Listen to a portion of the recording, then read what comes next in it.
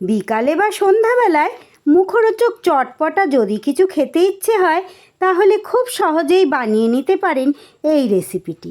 নমস্কার বন্ধুরা, রূপা simple and daily লাইফে আপনাদের সবাইকে অনেক অনেক স্বাগত।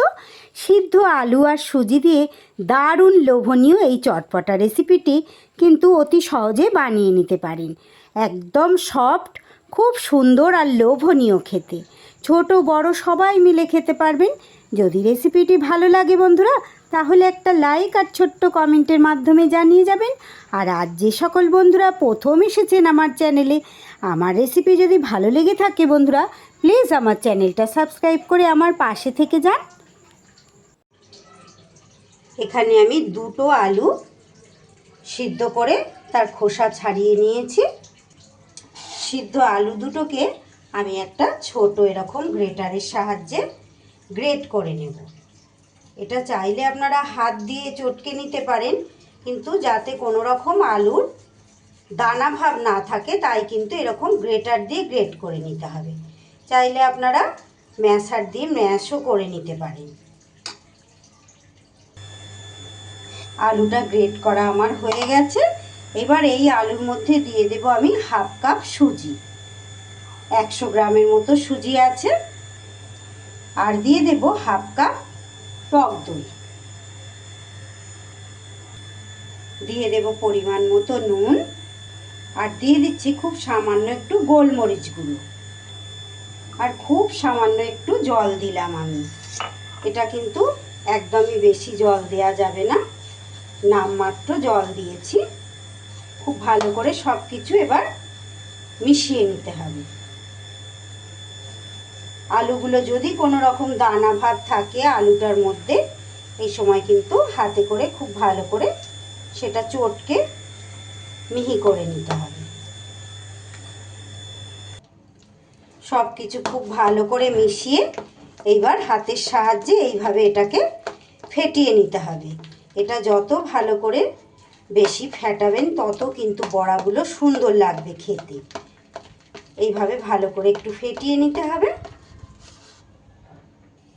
খুব ভালো করে এটা আমার ফেটানো হয়ে গেছে। এবার 10 মিনিটের জন্য এটা ঢাকা দিয়ে আমি রেস্টে রেখে দেব। ফিরে এলাম 10 মিনিট পর। এবার এর ওপরে দিয়ে দেব সামান্য একটু বেকিং পাউডার। বেকিং সোডা দিইনি কিন্তু বন্ধুরা, বেকিং পাউডার দিয়েছি। পাউডারটা দিয়েও আবার এইভাবে একটু খুব ভালো করে ফেটিয়ে নিতে হবে। এটা কিন্তু যত ভালো ফেটানো হবে তত কিন্তু সুন্দর সফট হবে বড়াগুলো, খুব সুন্দর লাগবে খেতে। সুন্দর করে এটা আমার ফেটানো হয়ে গেছে। গ্যাসে আমি একটা প্যান বসিয়ে দিয়েছি। প্যানে দিয়ে দিচ্ছি বেশ কিছুটা তেল।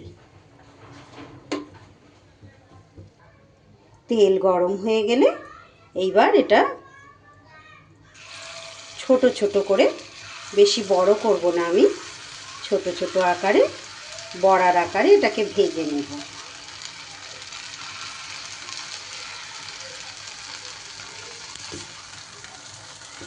মাঝারি টু লো ফ্লেমে কিন্তু বড়াগুলো ভেজে নিতে হবে।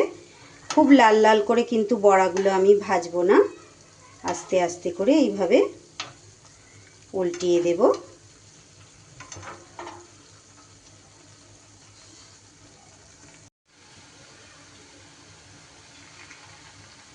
খুব লাল লাল করে এগুলো কিন্তু ভাজবো না, একটু হালকা লাল লাল হবে।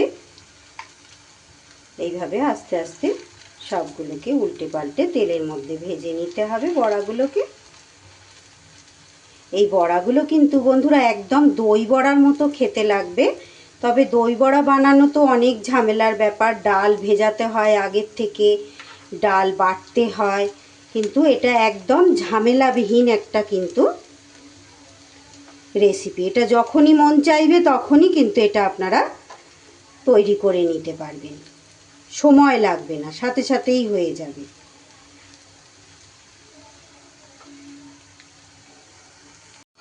এইবার এগুলো আমার ভাজা হয়ে গেছে। এইভাবে সবগুলোই বড়া আমি ভেজে নেব। খুব বেশি লাল লাল করে ভাজার দরকার নেই, এরকম হালকা হালকা লাল হলেই হবে।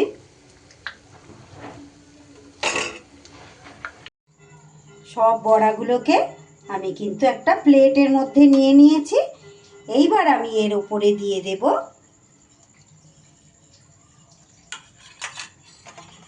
সবার প্রথমে দিয়ে দেব আমি ফেটানো টক দই। আগের থেকে আমি দইটা ফেটিয়ে রেখেছিলাম, খুব বেশি দেব না।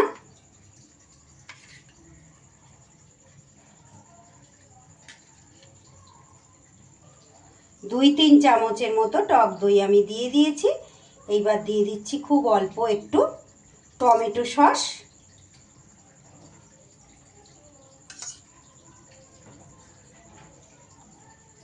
এবার দিয়ে দেব একটু কুচনো পেঁয়াজ। পেঁয়াজটা একটু বেশি করে দেবেন, বেশ খেতে ভালো লাগবে, মুখে পড়বে।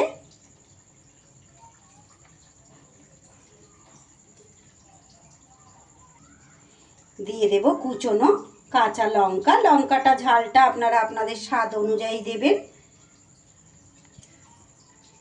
দিয়ে দেব একটু ধনেপাতা কুচি।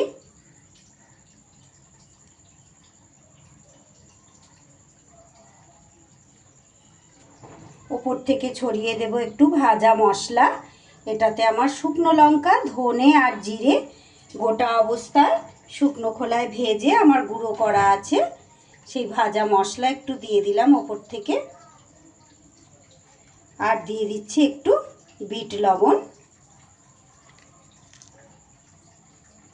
এইবার ওপর থেকে একটু ভুজিয়া বা ঝুরি ভাজা ছড়িয়ে দেব। তৈরি হয়ে গেল কিন্তু আমার একদম মুখরোচক চটপটা। কত সহজে তাহলে বানিয়ে নিলাম বন্ধুরা। দেখতে পেলেন নিশ্চয়ই আপনাদের ভালো লেগেছে। খেতেও কিন্তু দুর্দান্ত হয় এটা, এতটা সফট আর এত সুন্দর খেতে হয় যে কি বলবো। তাহলে আমার আজকের এই চটপটা রেসিপি আপনাদের কেমন লাগলো? যদি ভালো লাগে একটা লাইক আর একটা কমেন্ট করে আমাকে জানিয়ে যেতে ভুলবেন না। আপনারাও কিন্তু যে কোনো দিন এইভাবে মুখরোচক এই রেসিপি তৈরি করে চটপট খেয়ে নিতে পারবেন। আজ তাহলে আসি, আবারও ফিরে আসছি আগামী দিন এমনই কোনো সহজ লোভনীয় রেসিপির সাথে। ততক্ষণ আপনারা সবাই খুব ভালো থাকুন, সুস্থ থাকুন।